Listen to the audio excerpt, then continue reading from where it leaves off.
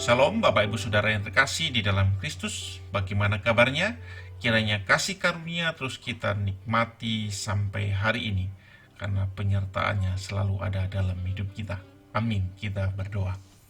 Bapa di dalam surga, saat ini kami mau merenungkan firman-Mu. Pimpin kami untuk mengerti apa yang kemauan-Mu. Di dalam nama Tuhan Yesus kami berdoa. Amin.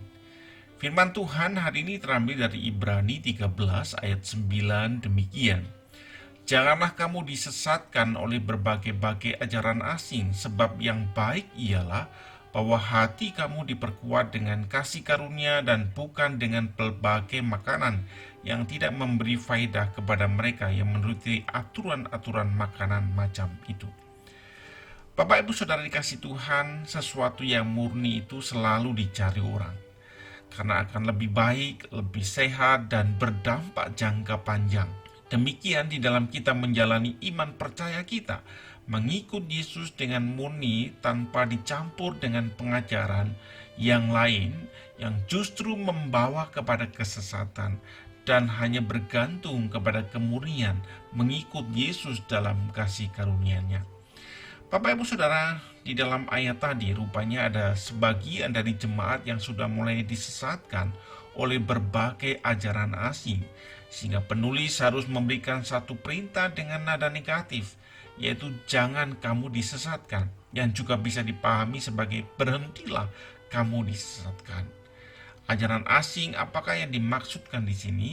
Jika kita melihat pasal-pasal sebelumnya, kita akan melihat ada bahaya kemurtatan, karena mereka tidak memahami dengan baik antara Taurat dan Injil, Musa ataupun Kristus. Maka diduga yang dimaksudkan di sini ialah kombinasi antara ajaran Taurat yang dipahami secara tidak tepat dengan ajaran asing yang ada di sekitar mereka saat itu, khususnya tentang berbagai aturan tentang makanan.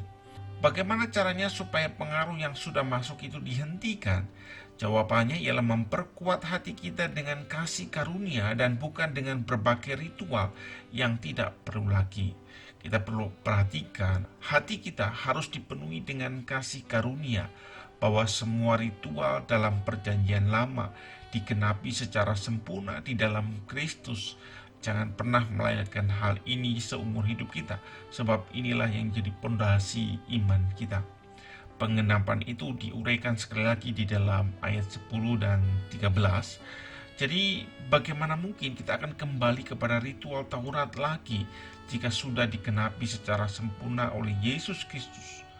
Fokus kita hari ini ialah pada kekekalan atau kota yang akan datang.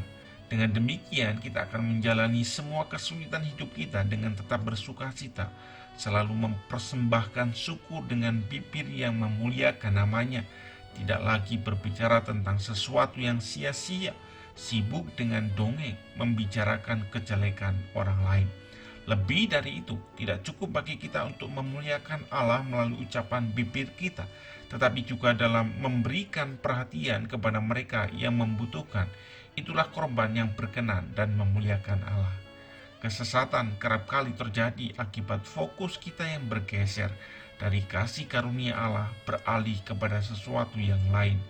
Kita perlu berhati-hati dan bijaksana dalam menata hidup terhadap apa yang kita dengar dan kita lihat. Kita bersyukur untuk pimpinan Tuhan sampai hari ini.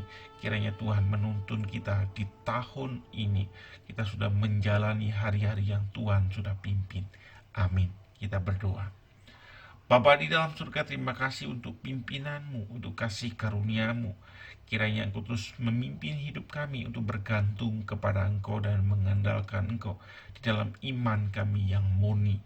Kami mau menjalani hidup kami hari ini, kiranya Tuhan terus menuntun dan memberkati. Amin.